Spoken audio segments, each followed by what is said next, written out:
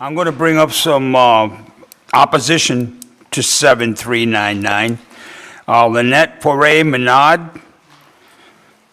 She's not here? She's in the Senate. She's testifying in the Senate right now. She just texted me and said she'll be in. I will tell her to. All right, well, we'll bring up some other people. Yep, please. Thank you, Mr. Chairman, members of the committee.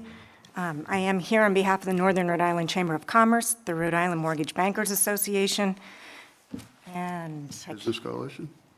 Nope, there's one more, but it's probably on that sheet, I don't have it Mr. written Chairman. down here. All I got is a bunch I of apologize, I've letters. been running back and forth between 5 committees, so my head's a little frazzled today. I did want to come here and just express my concerns about this bill from the business community side. This bill, as you've probably heard, does increase the percentage reduction in emissions that would be mandatory under our current law. Right now, current law, we have targets, goals to meet. This would make it mandatory.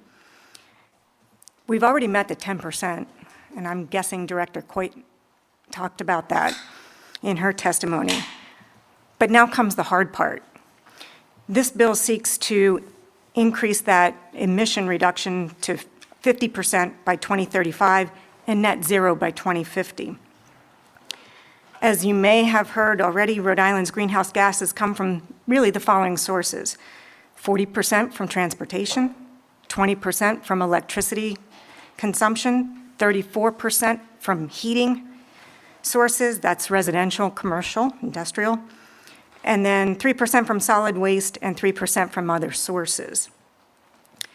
I've been attending the EC4 meetings. I've been attending DEM's heating sector meetings, and they have been actually very, very good. At a recent DEM heating sector meeting, the consultant said, and I'm quoting, 80 by 50 likely means near full decarbonization of residential and commercial heat. That means to reach 80%, not net zero, all homes and commercial buildings would have to switch to either geothermal heating or electrical heating, or we have to come up with some new technology that we don't really have a good handle on yet. While commercial costs were not provided at the DEM meeting, the consultant stated that residential deep energy retrofit could cost between $50,000 and $100,000 or more.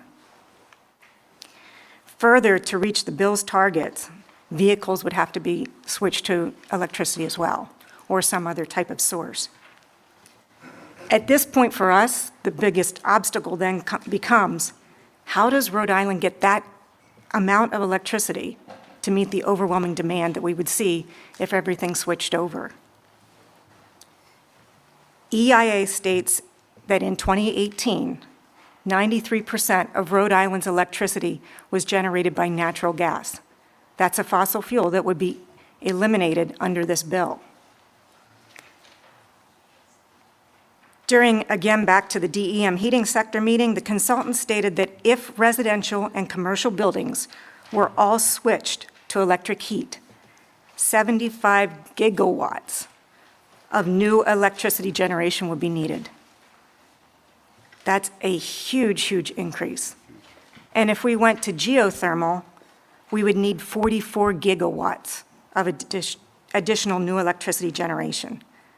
Those numbers are daunting, and they don't include electric vehicles. The current law that we have today allows for you to do the analysis and for this type of meeting to occur so that we can get the data we need.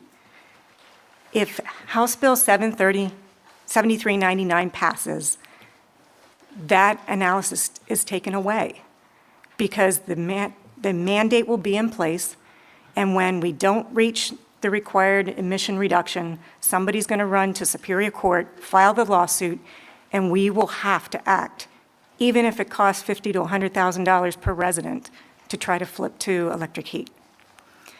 Those are decisions that should remain, in our view, right here with the legislature, not in the hands of the governor or an agency. And for that reason, we would strongly suggest that you oppose this bill.